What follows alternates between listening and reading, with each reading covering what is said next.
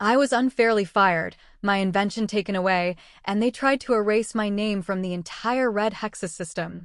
But I was ready for it. I had a secret plan that triggered the moment they pushed me out the door.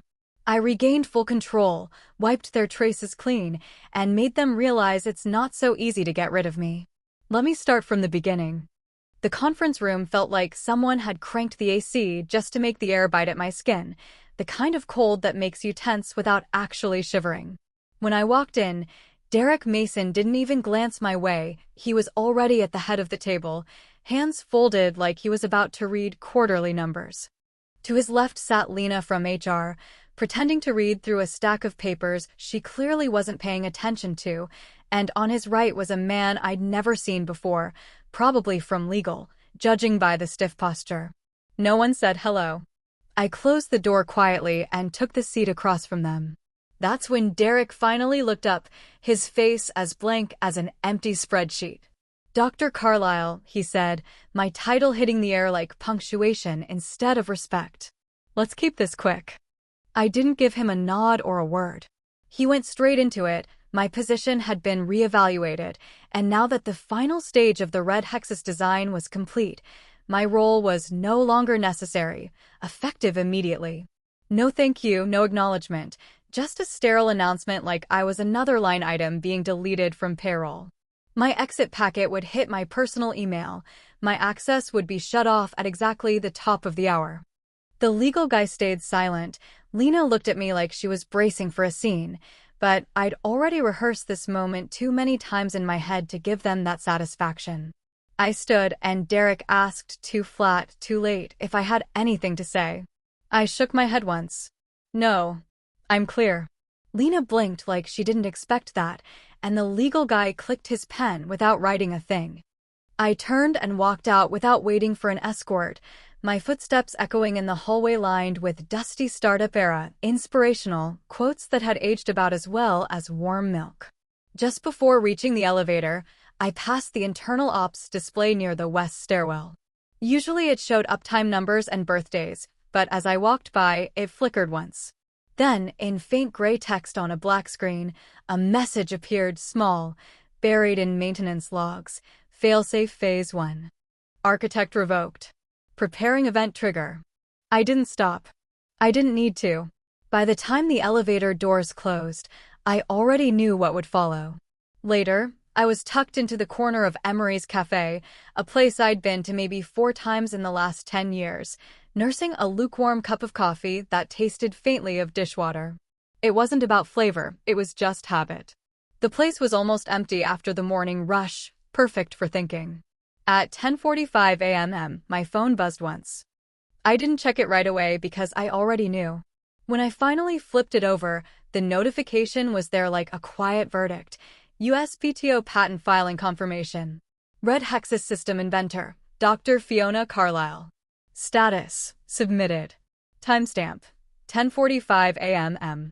No fireworks, no applause, just legal certainty. I set the phone down and exhaled. The protocol had worked exactly as I designed it, activating the moment my ID was deactivated, running 3 silent checks, logging my deactivation time, submitting a signed declaration, and sending an encrypted key buried in the system's heartbeat. Completely automated. Completely invisible. They thought I'd just walk out and fade away. They never cared how Red Hexis actually worked, only how it looked on presentation day. They wanted delivery, not authorship. But I'd built the system to recognize absence, to treat deletion as a command. That was my rule. If the architect vanished, the code would act. It wasn't revenge, it was permanence. I'd imagined this day might feel like righteous payback, but instead it felt correct. Like sliding the last puzzle piece into place. Outside, a thin, forgettable rain started tapping against the glass. A college kid a couple tables over typed away on a sticker-covered MacBook, not glancing up. No one noticed that, for the first time in years, my name was exactly where it belonged, on record, under my control, beyond their reach. 9 years earlier, there hadn't even been a name, no Red Hexis, no credit for me. I'd been brought in on a temporary 6-month contract, no benefits, no team, shoved into a converted storage closet half filled with dusty server racks and forgotten binders. They handed me a laptop with a busted hinge and a prototype that crashed every 7 minutes. No roadmap, just a deadline. Back then, nobody thought it would survive long enough to earn a name. But I started anyway, sketching diagrams on printer paper, taping them to the ceiling above the cot where I sometimes slept, coding straight through weekends. I remember one night working 16 hours straight, only realizing I'd skipped eating when my hands started shaking on the keyboard. And the first time the simulation ran for more than 30 minutes without crashing? Nobody was around to see it. I remember sitting there alone, watching the little cursor blink while the fans hummed and the algorithm settled itself like it was learning to breathe under pressure. I even whispered at the screen, "You're not supposed to work yet." But it did anyway. By the second year, there was finally a budget. By the third, they gave me a team. Red Hexis got moved into a proper lab with glossy posters on the walls, and people started throwing around phrases like strategic breakthrough. They even gave me a shiny new title, Lead Systems Architect, which sounded impressive until I realized it came with no assistant, no real promotion, and a new reporting chain that funneled all my documentation through the product office. That's when the credits started to vanish. My diagrams began showing up in slide decks labeled Team Review. Code I wrote line by line was now Collaborative Build. A year later, at a defense conference, I sat in the audience and watched a giant schematic of Red Hexis, my schematic, spread across a 12-foot screen, presented by a man who clearly didn't know what the voltage thresholds meant. But he had a good smile. People clapped. I didn't say a word. Not then. Instead, I started keeping meticulous records, not to fight, not yet, but so I'd remember exactly what they wanted erased. That's when Eddie Cole came along, 24, sharp as a blade but raw, the kind of brilliance that burns bright and burns fast unless someone helps shape it. His questions were messy but honest. I showed him how to dismantle a recursive loop without panicking, how to debug a collapsed stack, and how to stress test for reality, not perfection. We'd stay late in those early days, living on cold pizza with sticky notes covering white bars. I covered for him when he crashed the sim server. I taught him to write his own regression tool when corporate kept failing to deliver one. But over time, his curiosity shifted. He stopped asking how things worked and started asking how they would look. He climbed from engineer to liaison, from liaison to product lead. His badge changed color. His emails got shorter, sharper. The questions stopped. Around then, my reports started getting streamlined, then reworded. System logs I built showed up in slide decks scrubbed of my name. Code I'd written became teamwork. My architecture was suddenly reviewed by product. I never confronted him. I didn't have to. He knew. I sent him one email, attaching 2 years of version histories, timestamps, and implementation logs. Eddie, based on confirmed architecture contributions and build logs, I'm requesting co-inventor status on the Red Hexis patent. He never replied. Weeks later, I learned from someone in compliance that Eddie had officially advised against it, using words I'd once taught him, like ambiguity and continuity risk, to lock me out. That night, I didn't cry. I didn't yell. I opened my oldest notebook to the first page where I'd once written stability first, ego last, and underlined it again. Then I picked up the phone and called someone far outside AeroCore Group, Sophie Kim. Sophie didn't flinch when I explained. She just asked for my version control logs, timestamped commits, and internal network metadata. In less than a week, we built an authorship chain so tight no external audit could pull it apart. This wasn't just documentation, it was a case. She taught me how to make it undeniable without making it obvious. We hid the declaration of sole inventorship inside a 60-page quarterly performance report blandly titled Q4 Red Hexis Benchmark Summary. The key language was buried deep in a subsection called Architecture Ownership Confidence Index, cross-referenced with build iteration logs. All factual. All legal. Completely unflagged. 14 days before I was terminated, I carried that printed, color-tabbed report into a Tuesday operations review. Brannick had just flown back from pitching to a Silverwood firm and was in his usual rush. I slid the folder across the table. He glanced at the first few pages, asked 0 questions, and signed the last page with a pen probably worth more than my weekly paycheck. "Let's keep the engine moving," he muttered, shoving it back to me. I nodded. "We will." That night, I uploaded the signed file into Red Hexis' secure shell. Failsafe scanned it, confirmed the metadata, and armed the final trigger. It would only act if 3 things lined up: my credentials revoked, my access terminated, and the signed declaration verified. 3 conditions. 1 irreversible outcome. I'd watched Brannick rush signatures for years, too confident to read the fine print, too proud to imagine anyone below him could plant something he couldn't erase. When I walked out of that building that day, everything was already in place. All I had to do was wait for the moment they believed they'd beaten me. And so I waited. 10:15 a.m. That was the time I'd built the whole thing around. Right on schedule, at 10:35, the first internal alert went off. Evan Brooks, the CTO, saw it first, just a harmless-looking system ping that read like a routine filing confirmation. USPTO filing confirmation. Red Hexis architecture inventor, Dr. Fiona Carlisle. Timestamp verified. At first, he probably thought it was a test or a glitch. But when he refreshed the dashboard, his stomach must have dropped. Every Red Hexis repository had gone dark at exactly 10:15 a.m. Every commit, every branch, every module gone. Not archived. Not overwritten. Wiped clean. Secure deleted from root. He reran the query. Same result. Somewhere down the hall, Eddie must have seen it too. I could picture him staring at his screen, rereading the inventor name 3 times before it sank in, then remembering the email I'd sent a month earlier. "Eddie, just a heads up, if Red Hexis ever disconnects from the wrong endpoint, purge protocols may engage. It's baked in. Be careful. CT."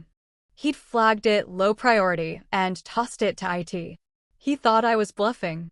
But now the servers were silent.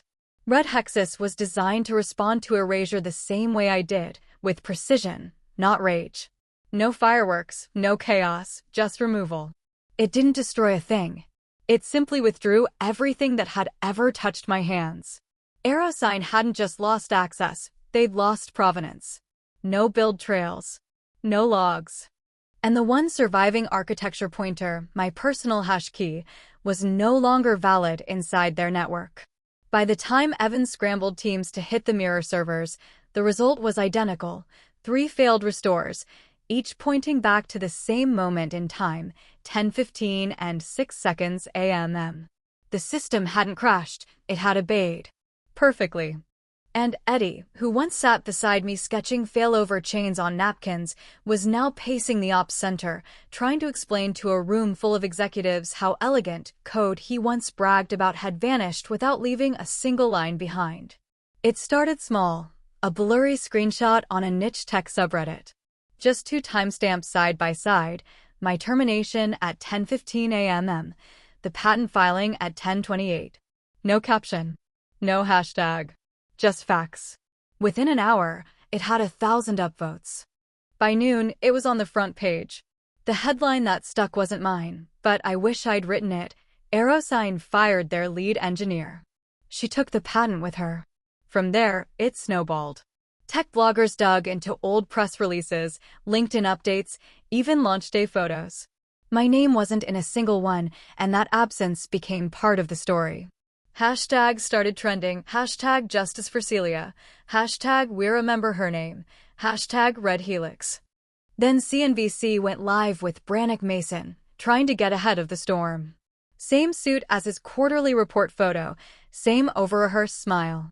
"We've always supported Dr. Carlisle," he said smoothly. "She was a valuable contributor to Red Hexis. This development is unexpected." He said contributor, not architect. Not inventor. Contributor. 10 minutes later, the audio of my termination leaked. I hadn't even known someone saved it, but there it was, Brannick's flat voice. "Your role is redundant. Effective immediately. No thank you. No recognition. Just disposal." Someone stitched it side by side with his CNBC interview, and it exploded. TikTok edits, YouTube breakdowns, Twitter threads with timestamps and receipts. By 4:30 p.m., one of AeroSign's smaller investors had posted a statement, "We are evaluating our involvement pending internal review."